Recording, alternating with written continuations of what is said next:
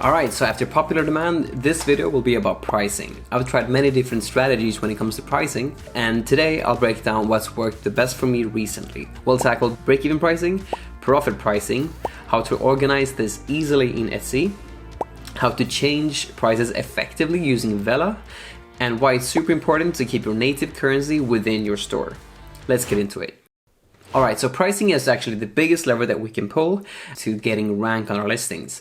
The derivative of rank is sales. So the higher we are ranked on a page is determined mainly by the sales that we've got. And to get those sales, the thing that we can do in the beginning to garner initial rank is to use something that I call break-even pricing. What is break-even pricing? Well, in theory, it's basically having your listings at a break-even point when you first list them. I did this in the beginning, however, having them exactly at break-even actually made me go way too much into the red. So what I call break-even pricing is having a small margin, but some margin to cover any issues or add costs. So what I usually do is that I go to the Allure Etsy calculator. I'll drop a link in the description. You don't need to sign up and it doesn't cost anything. But it's a great tool for calculating price. If we head into the Allure Etsy calculator here, you can basically enter the selling price and the cost, and it counts out all of the fees that are associated with a sale on Etsy. Now we gotta find out what the sweatshirt costs. So if we head into Printify, we can then go into the providers here. I always use Monster Digital, and they're the most reliable and most cost-effective to use. And if there's any issues, it's always been super easy to get things solved with them. The subscription is a no-brainer for me when we're actually making sales, because you save a huge amount of money with it. So let's count this on the Forest screen, on the Excel one, to get the most accurate price. So $13.91 plus shipping. Shipping is $8.49, $22.40. Add that into the profit calculator. So to calculate this, I always just test things out. That's my main thesis about doing any type of business, is testing. So let's test it out. The margin that I'm looking for when it comes to break even is a $2 to $4 margin, with the sweet spot being around 3. So let's try, for instance, out $30. Let's see if that works. That's a bit too high because it's $4. Let's try $28. That's too little. Let's try at $29. And there's a sweet spot. So when I basically list something on Etsy, the final price that I want to aim for with the customer to purchase is $29. However, I always keep a sale running on Etsy. So let's say that, for instance, that we use a 30% off sale. Then we got to mark up this price right here with 30%. So $41.43 is the markup of $29 when 30% is added on top of $29. So the price on Etsy that we have to set when it comes to the listing itself would be $41.43, so that the final price that the customer sees when they actually purchase is $29. Okay, so that would be the main cost of the break-even pricing that I would use to get my listings ranked. That's the purpose of having a break-even pricing in the beginning. Now, when do we actually stop using break-even pricing? That's when the listing has sold about 10 to 15 times. To organize this systematically and easily on Etsy, what I do is that I basically just go here, I go into my listings, then I basically just create a section right here so that when someone purchases your listing, there can basically be one section for you that you basically put all your break-even listings into, and then one section where all your profit pricing listings would be into. There is a concern usually that when people basically go into your store, it will look kind of off. But in my opinion, at least, Etsy is a search platform. Everything is based off of search. So people search, for instance, gift for women. They don't really go into your shop.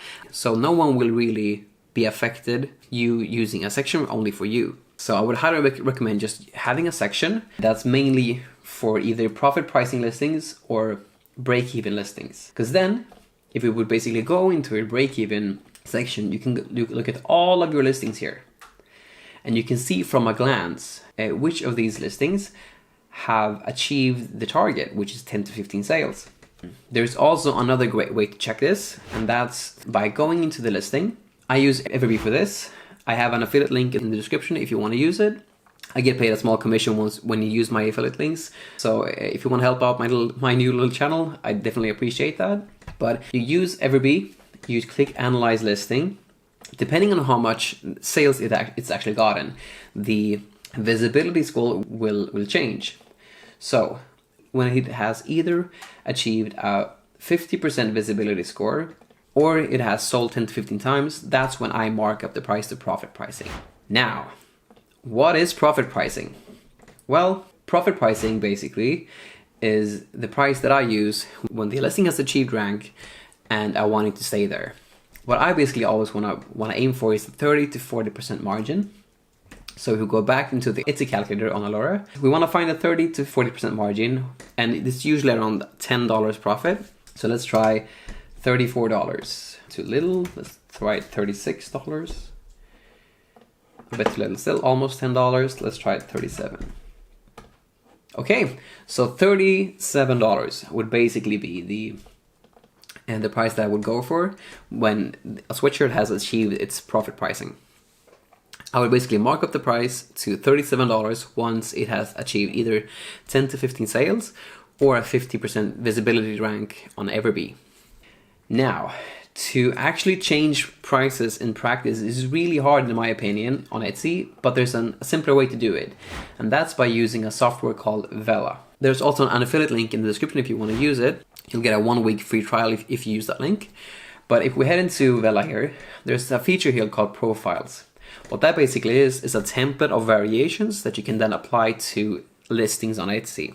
So it can basically be pricing templates, which is what I use them for instance, break-even pricing, and then a template for my profit pricing.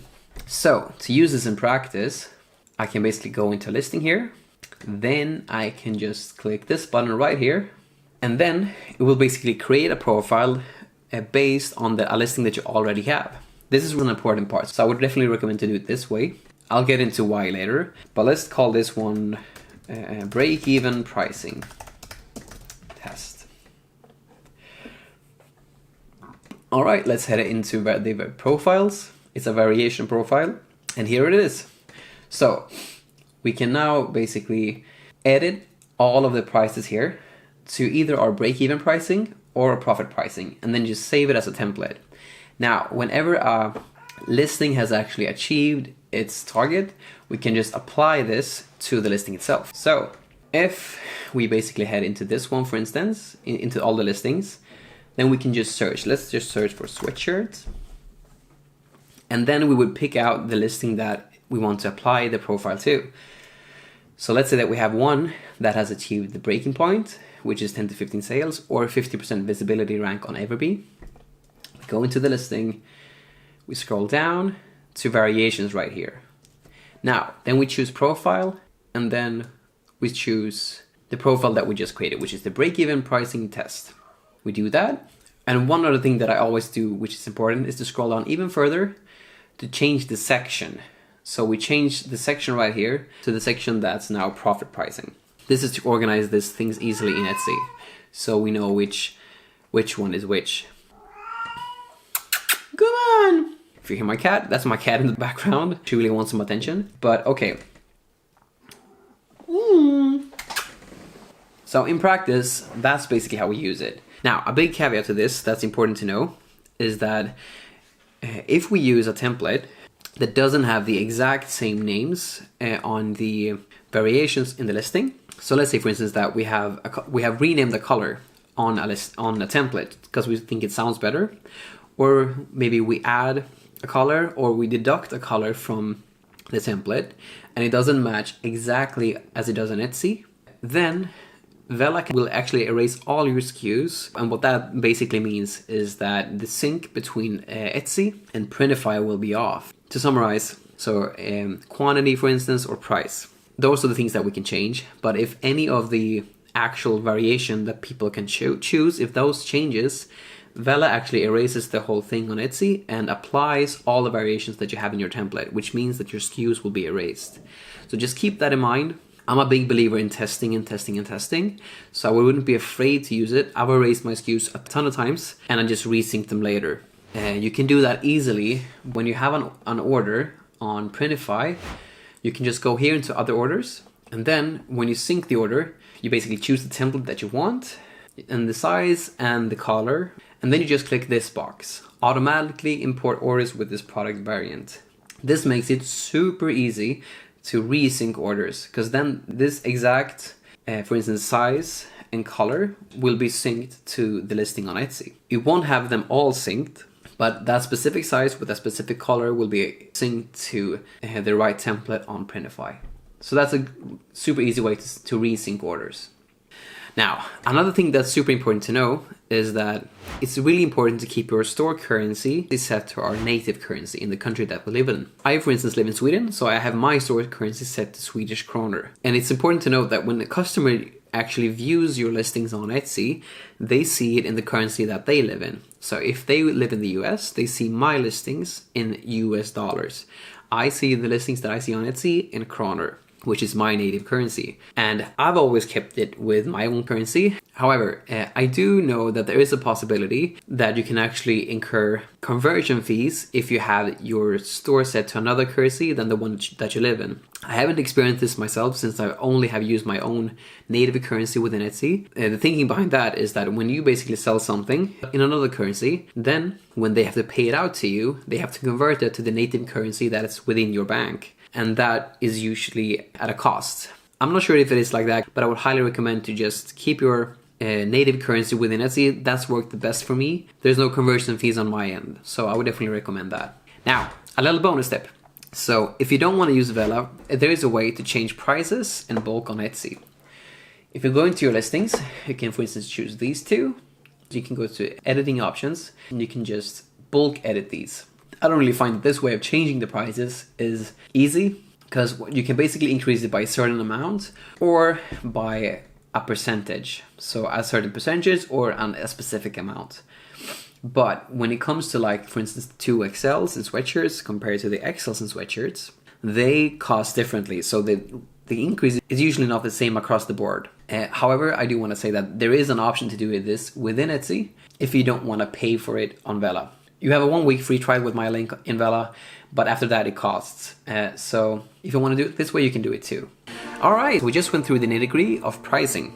If there's anything that you feel was unclear or anything like that, just drop a comment down below and I'll do my best to help out. I'll see you in the next one.